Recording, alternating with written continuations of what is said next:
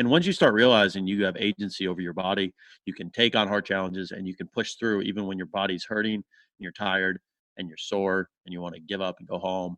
And your mind is telling you to go home, like your body still has something left. You start realizing that happens in every other area of life. So.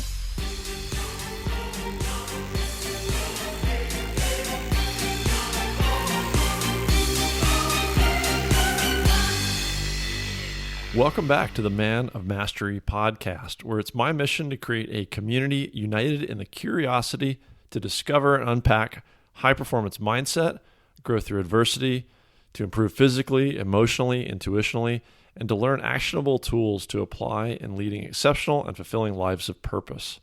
Thank you for being here. I'm humbled and I'm very, very grateful. Here on the podcast, we've had a chance to learn from some incredible stories and accomplished people. I've had Greg Amundsen, Nathan Connolly, Nick Hayes, Brent Gleason, Brent Cassing. The list goes on, and believe me, there's a lot more to come. This week, I was reflecting on the tenets I set out as part of the foundation for this Mastery podcast, community, and journey. So let me name off about half of them quickly as a check that I'm staying on mission. Learn constantly and teach others. Face your fears and adversity head on. Challenge yourself to do hard things. Embrace discomfort. And set big, hairy goals. Well, last week was a chance to learn from Patrick Sweeney, the fear guru. And if anybody knows how to challenge yourself, do hard things, embrace discomfort, and set big, hairy goals, man, that's in his wheelhouse, and he didn't disappoint. In fact, I got a listener review this week from Memo who applauded the interview with Patrick and said it's our best work yet. And while I'm on that side of the house, here are a few other housekeeping announcements. One, please keep those iTunes ratings and reviews coming. They're really, really helpful in the algorithm that helps get the program out there to others.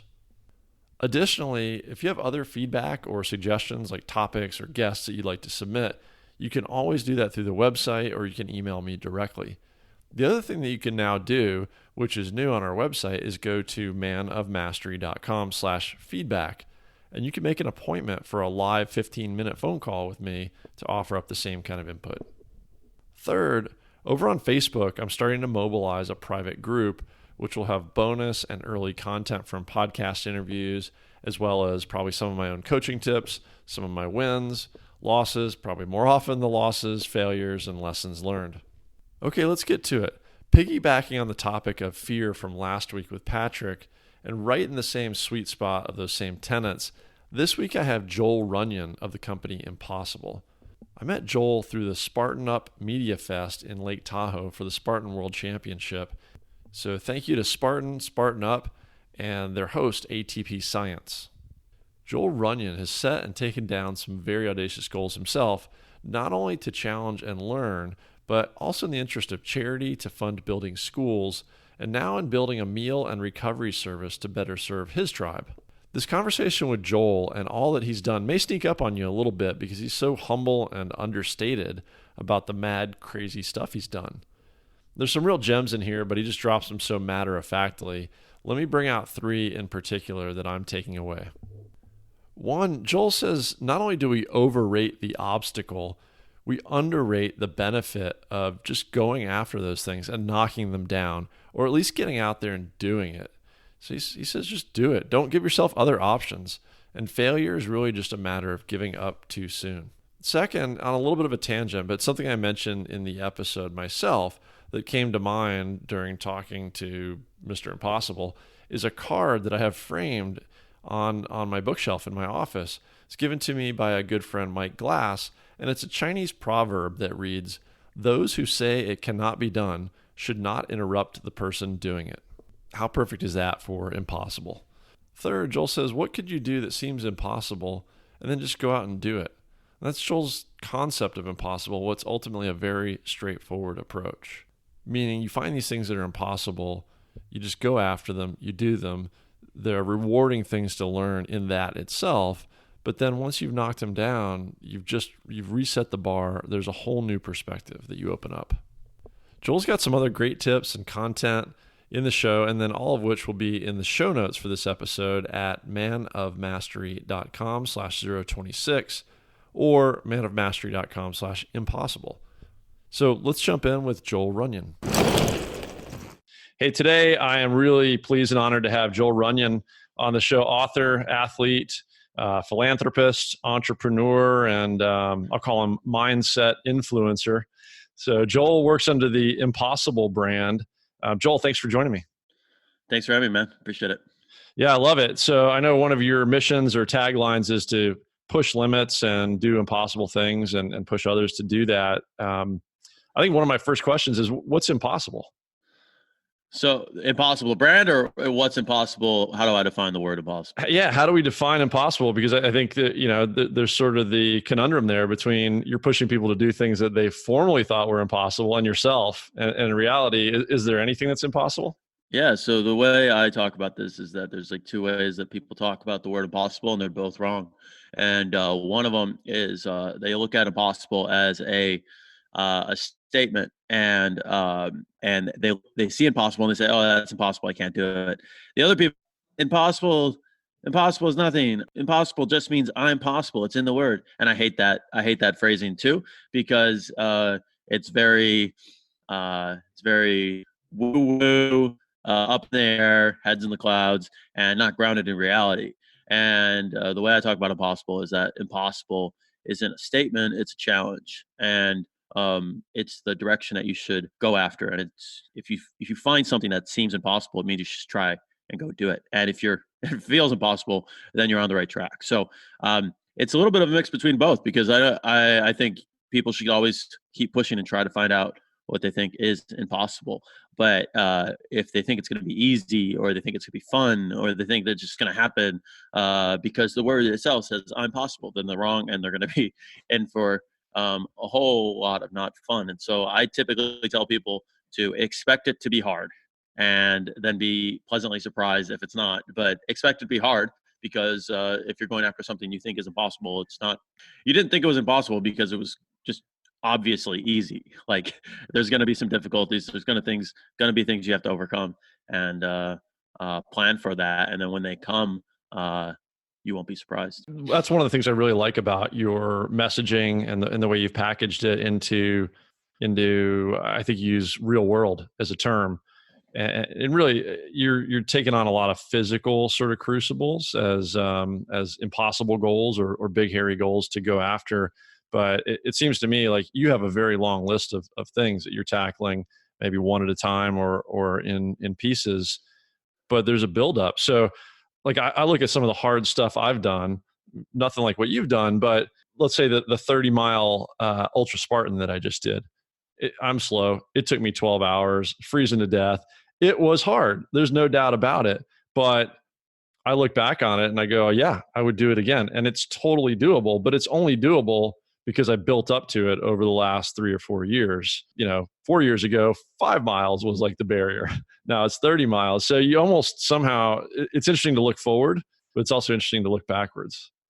Yeah, I mean, it's one of those things. Obstacle races are almost like a little too on the nose for like a good analogy to other things. But like typically, I tell people, like you get in the middle of the race, and a lot of people end up like doing these things, these hard physical things, or they're trying to do something different in their life, and then they come up to these obstacles. And instead of being like, "Oh, this is part of the race, I just have to figure out how to go over it," they say, "Oh, there's an obstacle. I guess I give up, go home." Then how ridiculous would that be if you signed up for like a Spartan 30-mile ultra OCR, and the first obstacle, you just walk up, you're like, "Oh, there's a wall there. I guess I got to go home." But a lot of people do that in their day to day, whether it's business, career, fitness stuff. They just like have some small obstacle that's like, yeah, you probably actually figure outable, but they just give up immediately because it's slightly inconvenient for them. Obstacle course racing, I mean, the obstacles are obviously physical and they're real, but they are metaphorical for life. Yeah. They're not those obstacles in life, in business, in family, in relationships, or even other kind of races. They're not so visible. They're internal. Do you know a guy named Greg Amundsen? I talked to Greg a couple of weeks ago, and he's got a long history in the CrossFit movement. He's become very interested in Bible study, biblical analogies and metaphors, and he's actually in the seminary now, finishing it up. And he's combining something between religion and CrossFit.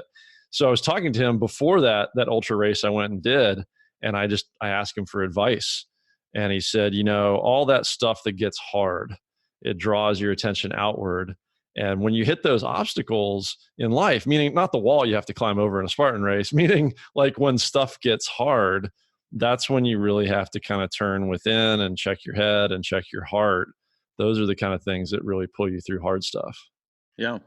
No, it's one of those things. I talk a lot about physical challenges on the site because it's the one place where you have like 100% autonomy. Like a lot of people want to go out and change the world. They want to do all these different grandiose things, but they're not willing to test themselves. And if you can't control, there's like basically two things you can control. You can control the things that you put in your body, and you can control what you do, the actions you take with your body on a regular basis. And it's like, you know, nutrition and fitness are two different things. And if you can't control either of those, how are you going to go out and convince other people to go get behind a cause that you want to take on? And once you start realizing you have agency over your body, you can take on hard challenges and you can push through even when your body's hurting and you're tired and you're sore and you want to give up and go home. And your mind is telling you to go home, like your body still has something left. You start realizing that happens in every other area of life. So I know off air, you and I were talking a little bit about this boot camp style event that Mark Devine runs under his SealFit brand called 20X, and he's got the 6, 12, 24, and 50-hour versions. And I was kind of making a plug for you to consider adding that to your list. But the thing I love about it, and there's probably lots of different ways to get this, but I went and did one specifically because of what Mark says, which is in line with exactly what you just said. Is you're going to hit, if you put yourself into one of these designed crucibles, somewhere along the way, you're going to hit that place, and you got to figure out if you're going to push through it. And often the limiting factor is our minds. Our bodies are ready to keep going if we let it. And so he called it 20X because he believes you're capable of 20 times more than you think you are once you get past that mental barrier. Yeah, no, there's I did some interviews with a couple ex-SEAL guys, and the guy who actually ran SEAL training on Coronado.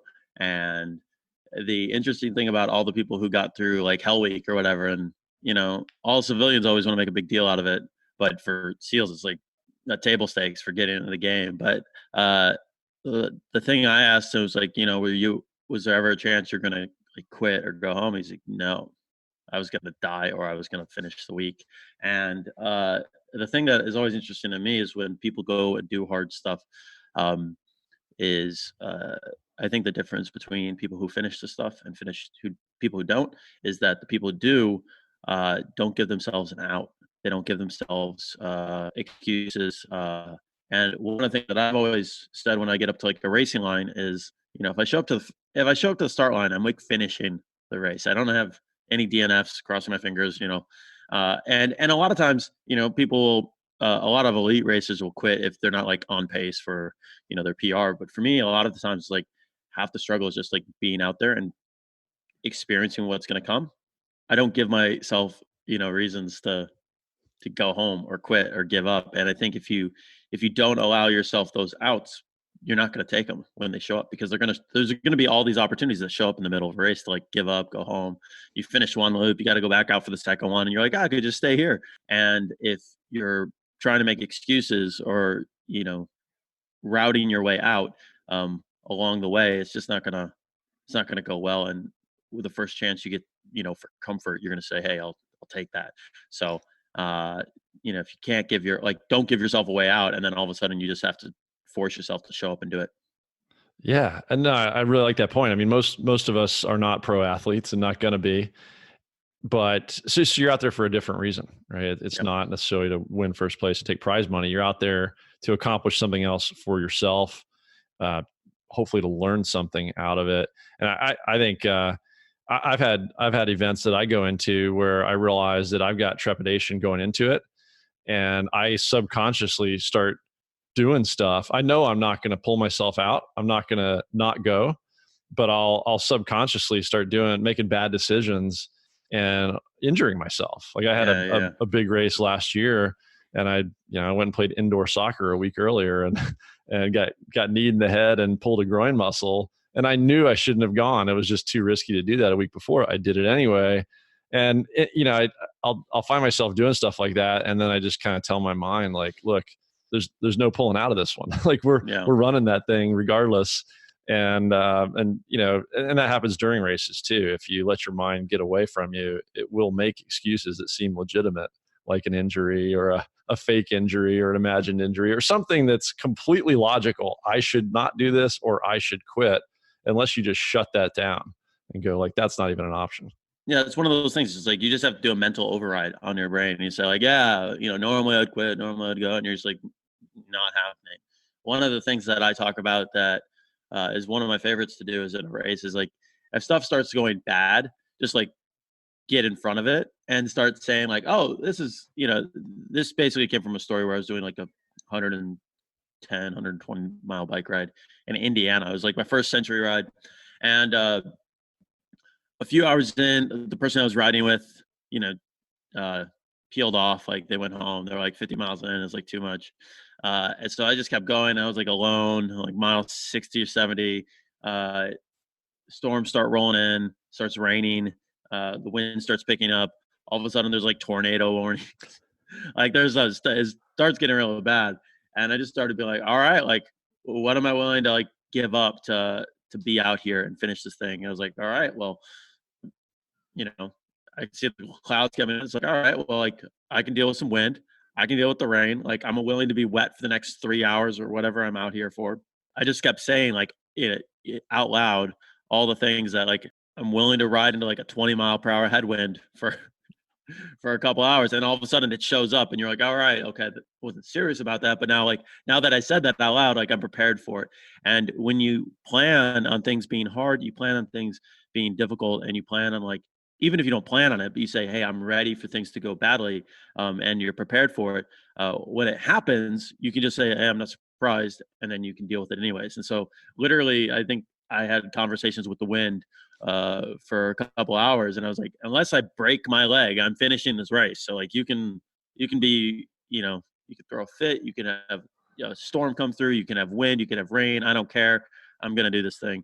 And sure enough, all those things ended up coming, but I finished the thing and just kept going. So that's like my favorite thing to do is like if stuff starts going bad, start saying like out loud, I'm willing to be cold. I'm willing to be wet. I'm going to be out here for a while. I'm going to be sore. I'm not going to walk around for a week after this. I'm just going to, I'm going to lay in bed for a week. When you say those things, you take like the surprise element out of the equation, and all of a sudden you can just focus on doing it. Yeah, I'm jotting that one down. Get in front of it. I've never heard it put that way, but I've tried that a time or two, where you give voice to, or you shed light on the fears, and at least for me, like the mind has a way of making up way worse things than ever actually happen. So you just like write those things down or say them out loud. You come up with way worse things than actually happen in reality. So that, like you said, either you're prepared for, you already anticipated what's going to happen, you're prepared for it, or more likely it's going to be not as bad as you made up in your mind that it might be. So one of the things that brought you and I together, Joel, is by way of we're talking about Spartans, because we've met by way of the Media Fest that happened for the Spartan World Championship up in Tahoe. So I can thank Spartan and ATP and Joe DeSena for that. But it's a place that really brings together some similar philosophies. And what I'm trying to do through this mastery journey and my exploration is around mindset and resiliency and growth, and things like facing adversity to grow, which is one of the reasons I wanted to talk to you, because I think it's just spot on to what the Impossible brand is doing. But I know you've got several elements to it, including the charitable component. So can I give you a few minutes to tell us more about Impossible as a brand and what your mission is? Yeah, so Impossible started basically I had graduated college and I was kind of floundering. I didn't really know what I wanted to do and I couldn't figure out what I wanted to do. Um, and I was having trouble getting like a job. I basically followed the script on what you were supposed to do your entire life. And I got out of college and realized that script wasn't really working. I graduated in the middle of the worst recession, the Great Depression or whatever it is. And there was just no jobs. I applied for the jobs that I thought were kind of on the track that I wanted to, kind of like some B-level jobs, and then I just started applying to places like Starbucks. Got a part-time job at UPS, uh, and got laid off like after Christmas because it was like a seasonal type thing. And I was sitting in my parents' basement, kind of in that world where I was like, I have things I want to do. I have friends that are getting jobs, starting businesses, traveling the world. And I like to do any of those things, but I can't do any of them. They all seem impossible, but they're also like not things I can do anything about. Like it's hard for me to like. I've been trying to get a job. Like I've been trying to do all these other stuff. It's not like I'm just not trying. So it's like, how do I actually like regain control of my life in a way that's real and physical? And one of the things on my list of things that I wanted to do was run a triathlon, and I didn't know anything about triathlons. But I realized like I have excuses for why I can't get a job, why I can't travel, why I can't start a business, but I don't have an excuse for why I can't run around the block or jump on a bike and ride around the block. And so I started that, did my first triathlon, and I realized at the end is like, oh, you spent so much time telling yourself this was impossible. Like, what else could you do that seems impossible if you just went out and did it? And when I took that on, then I just started graduating kind of beyond the triathlon levels that I'd previously done. So worked my way up to doing a half Ironman. Kind of tricked myself basically by way of that into becoming a runner. Started running, got into marathons, ultra marathons. Um, then just got into running ultra marathons for charity.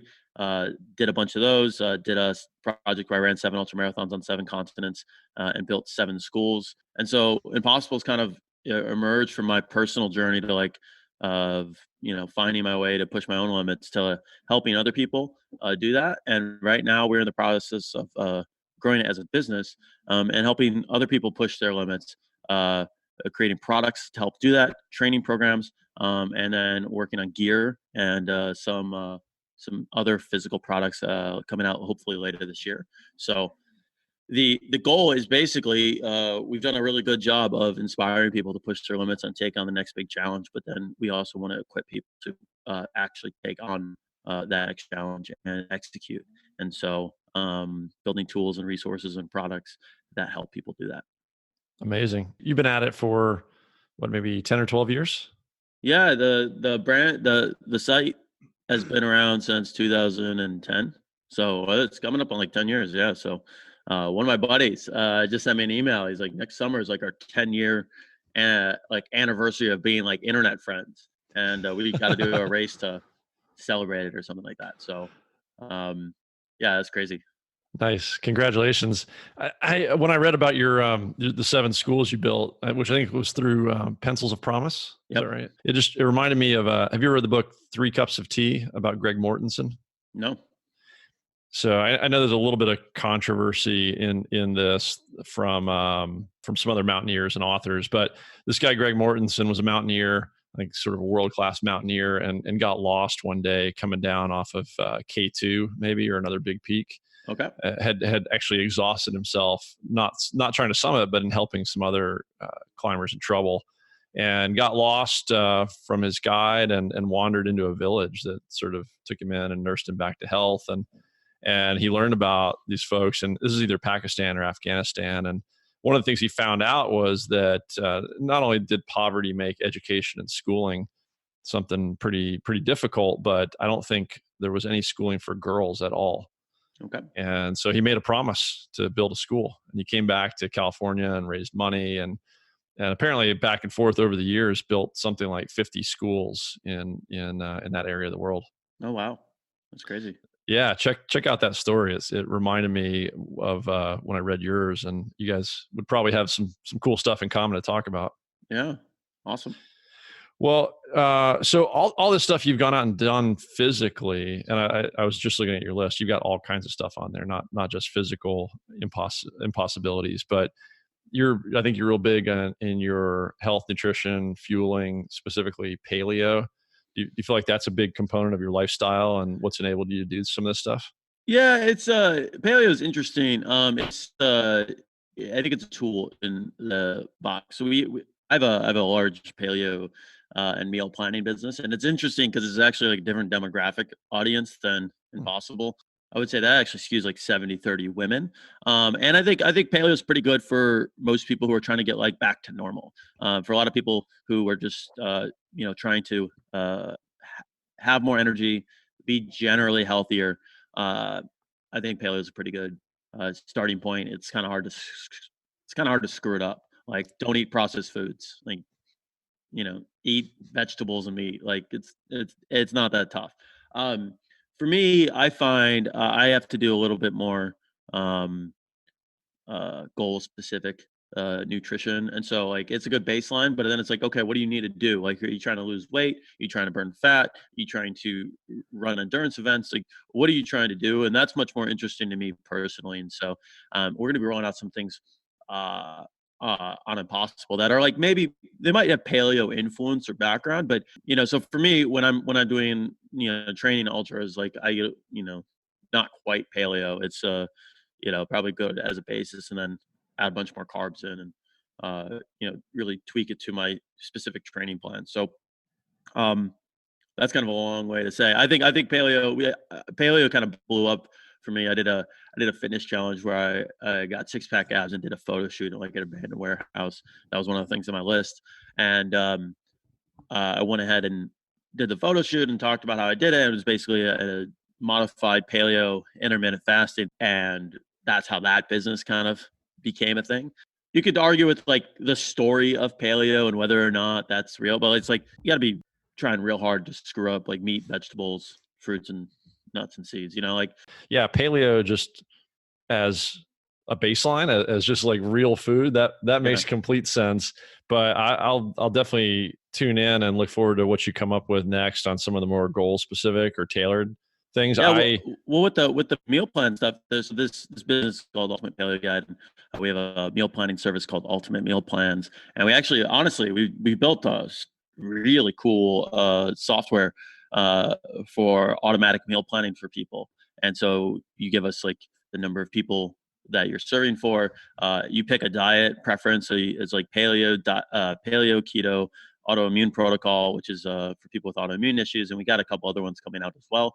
And then some people just want to generally eat quote unquote clean. So just like real food, you know, real food, relatively low carb, but not super low carb.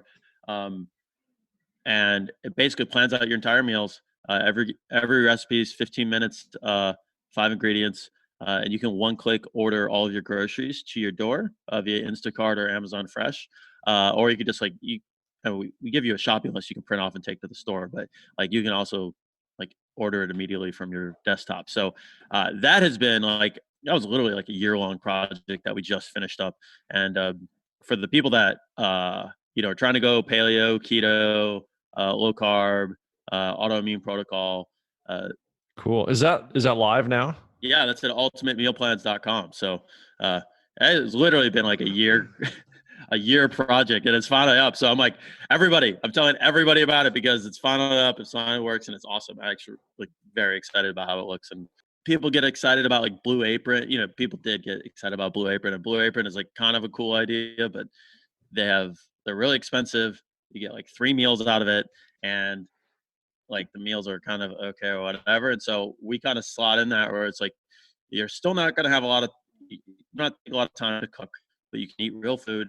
It's every meal is under 15 minutes. You can get your groceries delivered to you, so you don't have to worry about that crap. And then there's no markup. So like, I'm excited about it. We've got a lot of growth planned for that business, kind of separately, but it's exciting to have it out there and be able to help people and keep kind of racking up success stories for that. Nice. Yeah, I like it. I'll jump right on there, and I'll definitely put a link for it in the show notes here. I can see. I think I use my wife as a lone data point, but I think it's a good one. She keeps going like, hey, how I want to eat keto. How do we do more of this as a family? And I'm like, well, look, there's 18 cookbooks here on my kitchen counter, and they all have grocery lists in the front. So you can pop those open. You can know what to shop for, and we can even meal plan and recipe plan around it. But even that is a barrier to entry. It's more like, hey, just feed me the plan, feed me the list, and the one click thing is brilliant. Yeah, I think that'll be super helpful to a lot of people.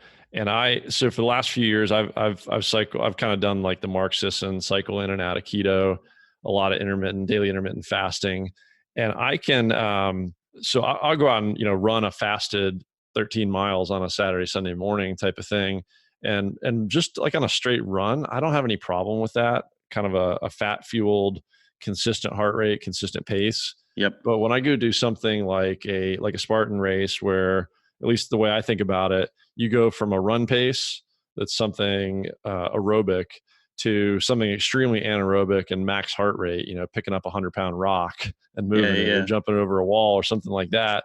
It's a weird combination of, burning one type of fuel to maxing out on some other kind of effort. And I haven't seen a lot published around solving that. I think maybe the pros are so fast, they're not out there long enough to worry about it.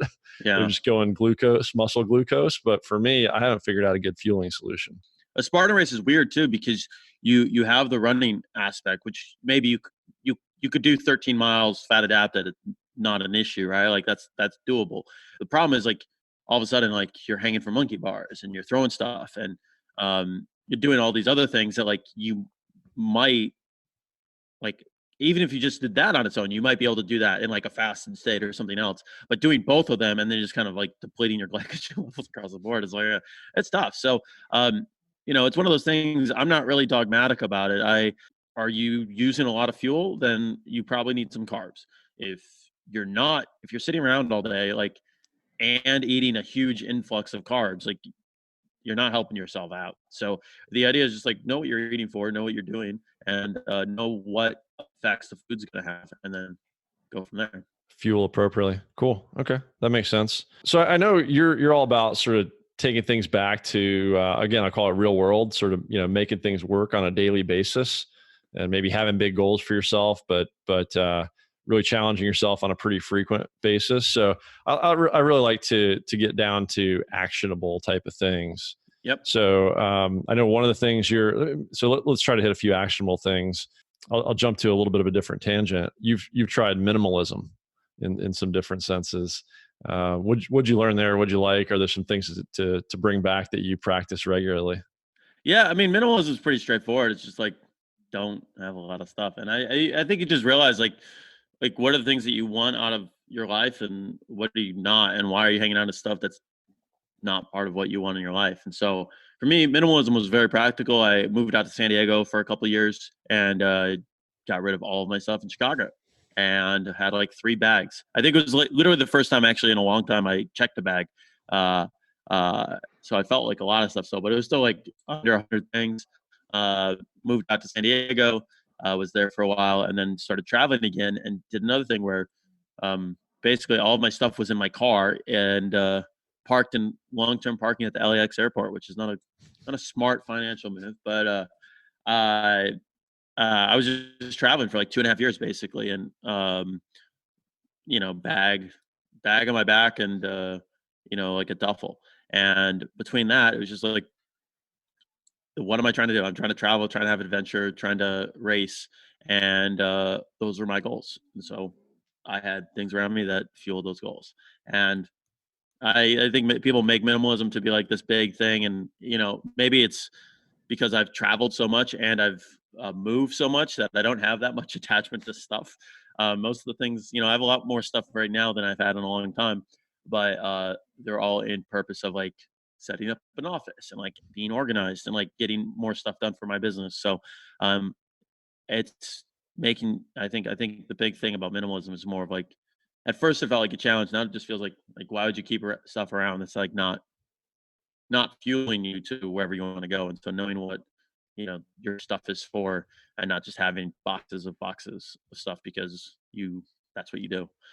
Okay, that's a great way just to cut right to it and prioritize. And quick anecdote. I can kind of relate a bit. Not at the moment. I'm right now. I'm in that weird law of physics where as much space as you have, things will expand to and multiply to fill it. But I took 7 months out of the real world at one point and grabbed a backpack and went around the world. And that was kind of one of those things that at some point in my life I probably would have said, well, this seems like impossible. How are you going to do this? How can you take a break from career?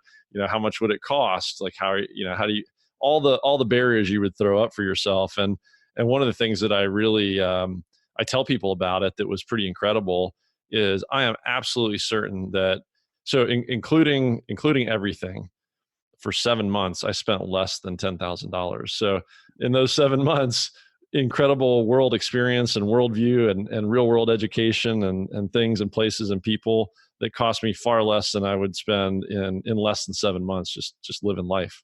what do you want? And then go after it. And a lot of times people just have like stuff and things that are holding them back from things, from a person that they don't want to be anymore. It's like, why do you have that? Don't do it. Like there's people that build entire things around minimalism, and I'm like, maybe there's more to it, but it seems pretty simple to me. Just like, what do you want to do? Go do that. And that's kind of the approach that I take to everything. Is like, hey, you want to go run that race? It's going to be hard. You ready for that? Okay, go do it. And there's training and there's other stuff, so you have to incorporate. But again, it comes back to that thing. It's like, what do you want to do? You're going to get to the starting line and you're going to decide to go do it. And there's going to be things that come up. There's going to be obstacles. There's going to be stuff. There's going to be family members. There's going to be people. There's going to be conversations. If you let them stop you, they can stop you. If you don't let them stop you, you just say, hey, all right, this is nice. I'm going to let someone else have it. And the thing that if people have emotional issues, like letting go of just stuff, it's like, you're not using it. Like that was something that was really helpful for me from a practical standpoint, is like, this thing could be donated or given to someone, or maybe there's someone else that could use this resource better than I could. And I'm not just not using it. I'm like hoarding the resource so no one else can use it. So it's like, even if you don't want to use it, like at least get it to someone who could. That's a great way to flip the perspective to, who else could make use of this resource that I'm hoarding. And you make it sound very simple, and I get what you're saying, in your mindset of just go do things. And maybe you learned that early on, or maybe you built that muscle early. But I think for a lot of us, maybe we learn it later, or we have to build that mentality by way of practice. And I think that's some of what you teach people through your Impossible brand. And you largely use the physical challenges to start to teach people that muscle of setting things that seem impossible. As you just said, well, you just do it. And yeah, you have to train up to doing it. But then once you understand the process of finding something you want to knock down, just going to do it, then you find another one and you find another one. And it really does build as a habit or a muscle. Well, it's fun too to like be able to build up enough trust with yourself to know what you can do. So like the Spartan race, like I hadn't been running very much at all lately. Like I took a break after 777 and I've been lifting a lot. And but the VIP thing was like 8 to 10 miles. And I was like, I can do 8 to 10 miles. So like 15 minutes before the race, I was like, I'm gonna do the race. Nice, building trust with yourself. Cool. And yeah, I think there's really something about physical is just an easy way. And I think you said it earlier. It's an easy way to set up a challenge that helps you start to learn to trust yourself and figure out what you're capable of, and learn that you're capable of probably a lot more than you thought. What else, in terms of other sort of good teaching tools or things that people can look to put into action? What about failure? Where does failure fall into your process and your life and as a learning tool? I think it happens, but I think most people, one of the sayings I have is like, most people don't fail, they just give up too soon. And so a lot of people glamorize failure and they're like, oh, I failed. Look at my failure. And you're like, maybe, but like, don't you want to succeed? Like, so for 777, I did my first race in Patagonia, Chile. I ran 26 miles out of 40 some. After 26, I rolled my ankle real bad, basically sprained my peroneal tendon, really got jacked up. And had to do 6 months of rehab after I had announced this big project, and then I got sued and had all this other stuff. And there's a bunch of reasons why I could have quit or gone home or, called it in. And it's kind of the same mindset that I take the start line. It's like I showed up. I said I was going to do this thing. I'm doing it.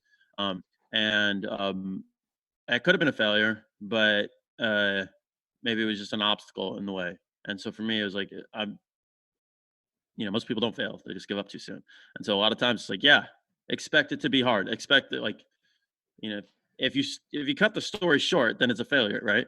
And if you just say extend the scope of what you're operating in, then all of a sudden it's just like it's an obstacle.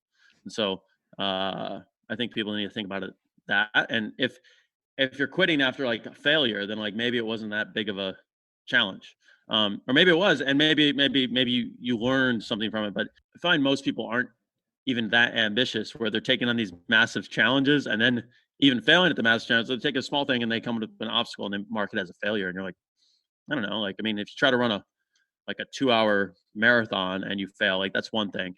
But it's like, again, it's like you started an obstacle course race and you're upset that there's a third obstacle here. It's like, it's not. Yeah, that's a good one. Giving up and failing, but learning from the failure or continuing on. Those are two very, very different things.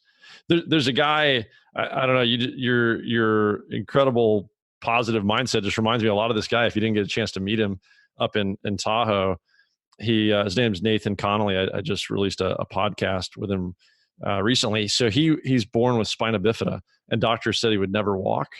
By the time he was like 10, his dad had him. He summited Half Dome and a bunch of other peaks. And I know Kyle Maynard. There are people with physical challenges that do things that most of us think are impossible. So this guy Nathan, he's just got this incredible jovial attitude of like, he just laughs it off and is like, yeah, I just go do it. And I'm like, well, how'd you deal with the cold up there? Oh yeah, I got hypothermia. Well, he's going after, so he has to walk with leg braces and uses arm braces up on the mountain. But everything he does, he's just like, well, I just decided to do it, so I'm going to do it.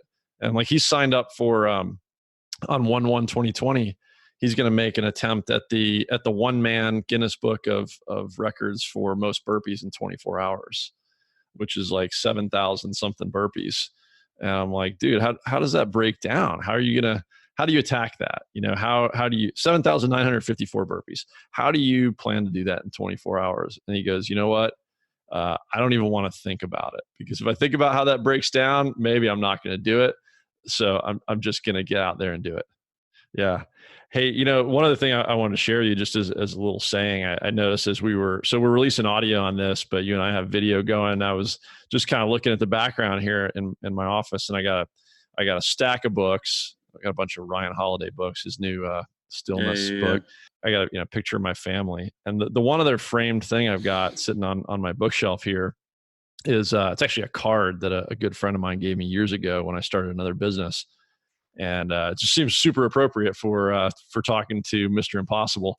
It says, "Those who say it cannot be done should not interrupt the person doing it." Yeah. So supposedly this is an old Chinese proverb, but I think that really packages things up quite well. Yeah, I mean, a lot of people just want to talk.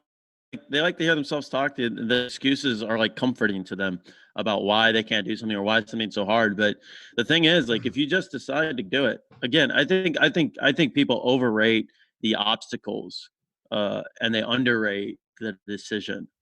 And when you decide that something's going to be done, there's a something about the human will to just go. Uh, People don't talk about that. People want to talk. They want to, like, how do you do it? What's the tactics? Why is it hard? I just like, just go, just do it. And you turn the brain off and you just push yourself. Like, you don't give yourself options. And like a lot of times people have a really nice life. They have a really comfortable life.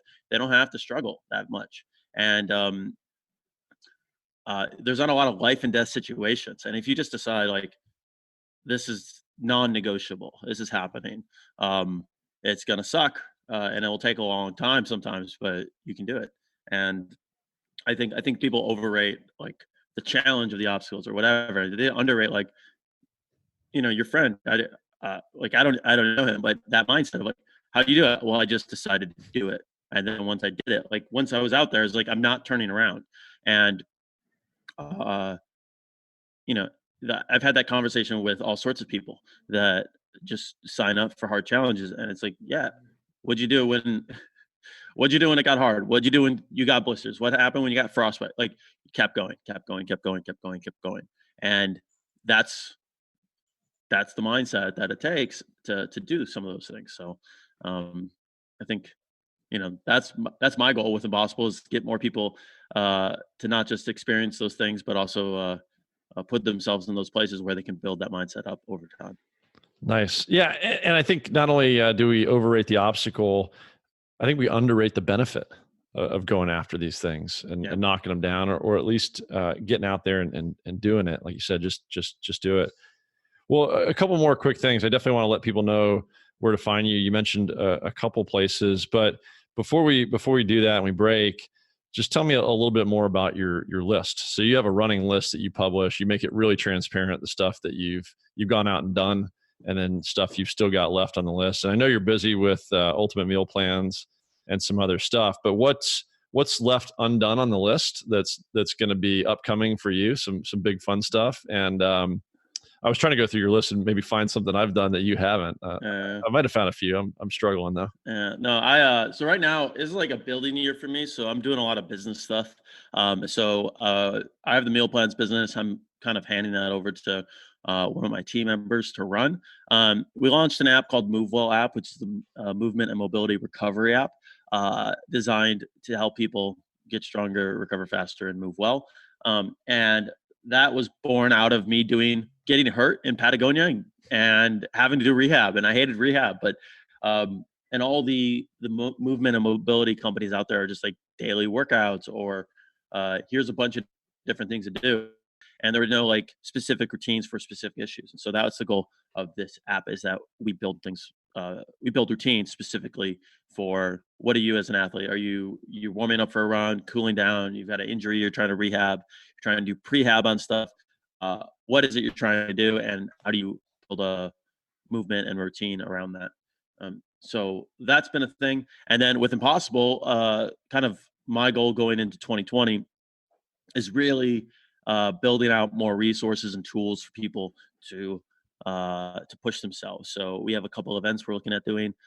We have some more apparel stuff, and then we are working on a few different training programs, because a lot of people, we've had thousands of people build their Impossible list, and they've got like the top things on the list they want to do, and then we don't give them ways to go out and achieve those. And so we're going to be a little more tactical focused on actually achieving those. So coming out with some like Impossible Fitness training programs around those as well. So yeah. So right now it's a lot of business stuff. My big race stuff coming up. I'd like to do an Ironman finally. The only reason I haven't done one is because I haven't been in one place long enough, and you need a lot of gear. I've done a half Ironman, but haven't done a full. And then like I need to update my list, because there's a few things on there that when I wrote them down, they seemed impossible. But now they're like, okay, you just have to like take a weekend and go do that. And it's kind of funny how that shift in your mindset happens. And then also like kind of the next thing for me is like, what are those next things? And there's a couple races that I've got tucked away in my head that I kind of want to do. But it has been a little bit of like, 777 was such a big project. It's been like, okay, how do you follow that up? Like what's next after that? So that's kind of what I've kind of been gearing up and looking towards. Helping people execute, having some executionable or tactical stuff sounds awesome. And you're clearly busy with a lot of stuff going on. And I could see where, the stuff that maybe didn't seem big at one point doesn't seem so big anymore.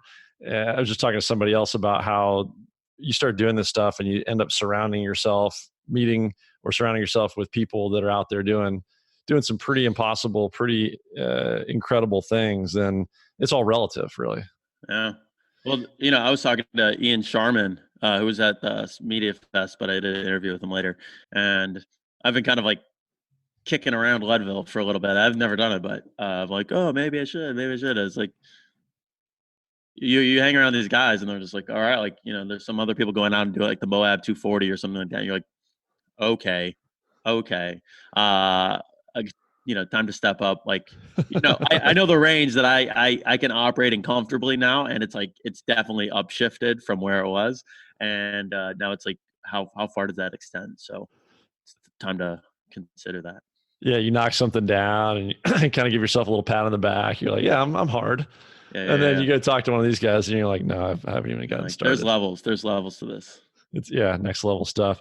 Are you, just to give you a little plug on something I happened to do with my family recently, I noticed scuba was on your list. Is that still open on your list? Yeah, that's one of those things. It's like, it's not that hard. I just got to take a weekend and go do it. But what I think when I wrote it down is like, I was like in my parents' basement and I was like, oh, that would be cool. And it's like, okay, yeah, it's cool. My problem now is like the opposite, where I'm like, I need the time. I need a weekend to just like chill out and learn a new skill. But it's been fun. I have been just like playing around with like building up new hobbies and new skills. Even obstacle course racing was like, in the middle of the obstacles, I was like, I don't know if I could do this. And you're like real time problem solving on the obstacles, and it was really, really fun. So there might be a Spartan race or two that I I add in the mix as well. Right on. Well, let me know. We're out there doing quite a number of them, and yeah, if you get the bug to make some time and try scuba. So my family and I went to Hawaii for a Spartan back in August, Okay. and did some other fun stuff while we were out there. We went and took some surfing lessons, and we went on a dive slash snorkeling trip. So we snorkeled, and most people dove. But if you can make it out to Hawaii, especially if you want to do a Spartan scuba combo, there are these guys out on the west side of Oahu called Trident Adventures that we Okay. stumbled across, and they took such great care of us. Steve was the main guy in his team, and they run some really cool scuba stuff. So one thing that they'll do with you is they have these underwater dive propulsion vehicles. It's like a torpedo that you ride. And Steve and his business partner that founded it, they're both ex-Navy SEALs. So Okay. they've also got some options you can add in where instead of just riding the boat out to the reef, you can level up. You take the helicopter out, and then they have you jump out of the helicopter with your gear on. Oh, that's awesome. Yeah, so those guys, like, they put on a pretty good show. I think we just stumbled across them, and we're gonna go back and do the helicopter thing next year. That's great. Yeah. All right, man. Well, let me give me the rest of the rundown. Besides Ultimate Meal Plans, where is the best place for people to engage with you? Maybe get training, get plugged into what you're doing, and just kind of get on board with Impossible. Yeah, so if you want more stuff at Impossible, check everything out at impossiblehq.com. Impossible HQ on all the social media, and then I'm at Joel Runyon on Instagram, Twitter, etc. You can check out our nonprofit stuff. It's not a nonprofit. We just use Impossible to raise funds and awareness. So all the funds go directly. Like the amount of effort it takes to set up a nonprofit is not worth it. So we just set up we do fundraising, and funds go directly to nonprofits that we work with. And so all that is at impossible.org. And you can check that out as well. So those are probably the best spots. Impossible's got, you can sign up on the email list. We do like monthly challenges as a community. And then we also have other things coming up. Like I said, we got a lot of training coming up. We have some physical products. And then if you have something on your Impossible list you want to go pick up an Impossible shirt. And it's got the Impossible logo, which is the word impossible with a line through it. And go do your next impossible thing. And it's a good reminder to push your limits and do something impossible every time you wear it. Sweet. I'm definitely getting on the list. I will go pick one up if I can get one in time for my next Spartan. I'm going to do 2 weeks from now. I'm aiming to do back-to-back Spartan Beasts. So Saturday, Sunday, and I'll throw in a sprint on Sunday afternoon if I can get through the course fast enough. I'll see if I can pick up a shirt in time for that. And so I'll leave you one last thing that I just thought of. I think I saw somewhere out there, you seem to be prey to being challenged or dared to do things. Yeah, I'm pretty bad at turning. I mean, I don't like it. I don't like that people know this, but yeah, I'm pretty bad at turning down a challenge. Well, yeah, unfortunately. What are you thinking? I found that too. Well, we said it earlier, Mark's SEAL Fit Boot Camp. I did the 12-hour version this July. And I'm looking at doing the 24-hour version this coming July out in Vail Lake, Temecula, California. Okay. So I got a couple teammates. I think we're all going to jump into that. I'll let you know. I think we may have to challenge you for that as well. I've heard good things about it. I've done a Go Ruck, which is like a light version, I think, of that. I think they have a 48-hour, like a 72-hour version, but I did 12-hour like beat down or whatever they call it, and that was fun, but not that fun. So I've heard a lot of things about Mark's stuff, so I've never been out to one. I would check it out, though. I will check it out.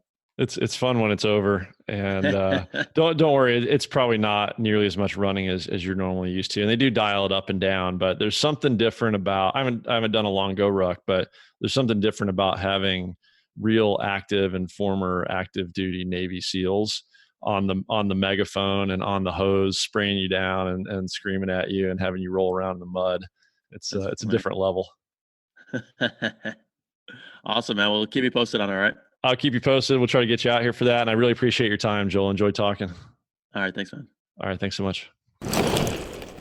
That was awesome with Joel Runyon of Impossible. Hit my website for show notes and links for this episode at manofmastery.com/026.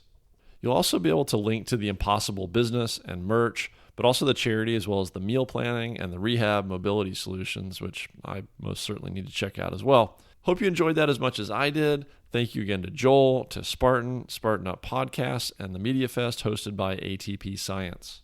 That's a wrap for today, but I'm super excited about what's coming up in the next several weeks. The guests that I've already recorded and those I have lined up to interview in the coming days are truly top-notch, and it will be an honor to learn from them and share with you. Make sure you subscribe so you get all the latest, and we'll see you next week.